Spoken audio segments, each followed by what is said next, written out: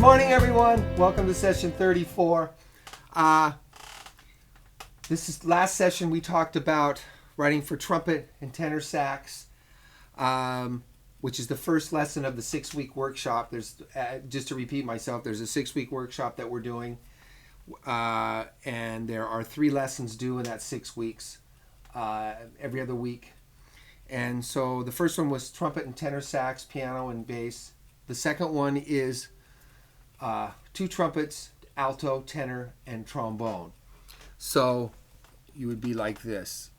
Here you go. So if we had a C major 7th chord, okay, and then we have, let's say we put a 9 in. Oh, we did 9 for 1 there. Could have wrote a C here.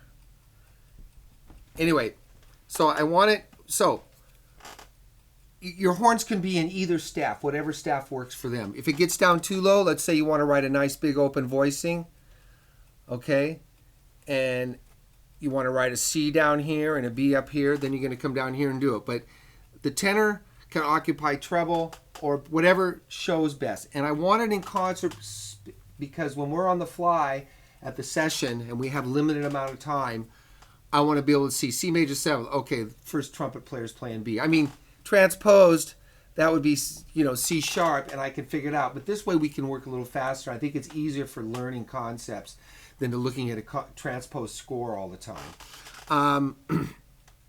So that's what we're going to be doing. And you might want to write a third staff for your bass and piano part. If the piano part has any notes in the treble staff, switch to treble, write them in there. There's a couple ways you can handle that.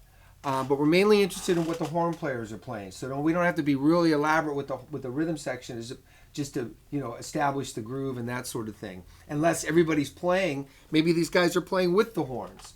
But I wouldn't make it too complicated.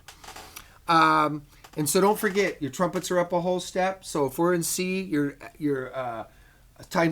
key signature is going to be D. Same with the tenor. The trombone is in concert pitch. When he sees a C in the he's going to play that C. Same note. Your alto sax is up a 6th. Okay? Alto saxes are in E flat. So if he's playing this concert E right here, okay, what's up a 6th? Okay, up the C. C sharp. And what note is up a 6th from C? A. What's the key signature for A? 3 sharps. So there's our C sharp, okay? And again, I've mentioned this before, if this was flatted, if we're in C and that E flat there, you're gonna have a accidental in your transposed part. Just keep that in mind. So what can we do with 5 horns? We can write them in prime unison. We can write them in octaves. So if you're writing them in octaves, what I would do is I would write 3 down and 2 up if the trumpets are in the staff. If the trumpet gets up here, okay, above the staff, I would keep your second trumpet. Let's say we're playing, A, B, and C, okay? That's our bar, okay? Then I wouldn't double the trumpets there because you're going to run into intonation problems, okay? I would keep them down an octave, okay? With the rest of the horns. Trombone can handle that B, so all your horns could play that, and just put your one trumpet up an octave, okay?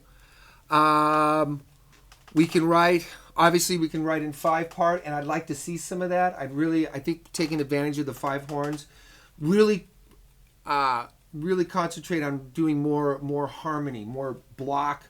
Try your A. You got your A voicing. You got your drop 1 and your drop 2. You have your C voicing, which puts the root in the bass, and then you can stack them. You can stack them like that if you want over a C major chord. I would take advantage of the fact that you've got 5 horns, so I would use them. Another fun thing you can do with 5 horns, you can divide it up into 2 sections. You can divide 2 trumpets playing octaves, and the other 3 horns can play pads or some sort of bop bop some percussive harmony, 3-part harmony thing. or just whole notes, a nice pad underneath. You don't have to write a lot of notes. Do some stuff with whole notes, some nice, long, pretty stuff. Mix it up. You could do your trumpet and tenor, and then have the trumpet and the alto, or your trumpet and your alto, and the other trumpet and the tenor and the baritone and the trombone do something together. So you can break it up into two different ensembles because you have enough voices there.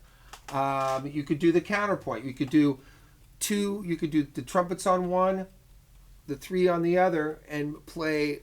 One of the prettiest things I ever did for big band was write two-part for the whole, all 25 of them, or however many is 20 of them.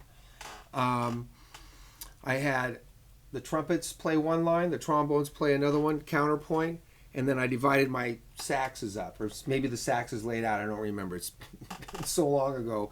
But you can do stuff like that. Oh, they're texting me. Oh, my wife says she's on her way. Anyway, so that's what I would do with the five, and really try to keep it simple. Just take advantage of all your block harmony, your drop one, drop two, your open voicings. Try writing in an octave. And at the end of the phrase, they maybe split. Keep in mind these kind of voicings are really, really nice. With the root at the bottom, like a C major seventh. Those kind of things are really nice. In fact, you could really a nice sound to have that second in there. You've got a kind of a really tight voicing in there with the G on top. That'd be really pretty. So there's lots of stuff you can do, and don't forget hit my my help page on my website. There's going to be a menu item that says workshop, and then that'll expand into like 3 other pages underneath that. So you can find me if you have any questions. Let me know if you get stuck. And the next time we'll talk about the third of this lessons, which is writing for 3 horns. And the reason we didn't go 2 horns, 3 horns, 5 horns. Oh, the egg timer, the new egg timer. It's red. Is because when we're dealing with and I know we talked about this in one of the lessons. So let's say the chord is, an A, 13 chord plus 11, okay? And you need to imply that with using 3 voices, okay? And let's say here's the melody is, here. Let's say the melody is just a couple of half notes, and we have to harmonize those and keep it in mind that the rhythm, the bass player is playing the root, so that we can immediately toss out the root and the fifth. And the third and the flat 7 or major, whatever the 7th is, are the defining notes. So what you want to do is, the best notes to use out of here would be, here's your 7, here's your third, pick the 11 or the 13. What are you going to use? Okay? Probably the 11th, because the 13 is going to be a half step off your 7 there at the top of the voicing. So that's not going to be good. So your plus 11 is right there. I'm sorry, wrong note. Actually, the plus 11 is the D sharp. There's your plus 11 right there, okay? And hopefully, if it's A13 plus 11 for the whole bar, we'll grab it here. We can grab the 13th here. Got a tight voicing, half a step. Or we could just hold on to our, It's basically, if the next chord is D major 7th, it's just 5-1 anyway. So, always look at the big picture when you're writing. Definitive, taste, and it's all taste. It's not about notes. It's about being tasty. That's really what it is. It's taste. It's your ideas, and that's what it's really about, is ideas. So anyway, until the next time, thanks for stopping by.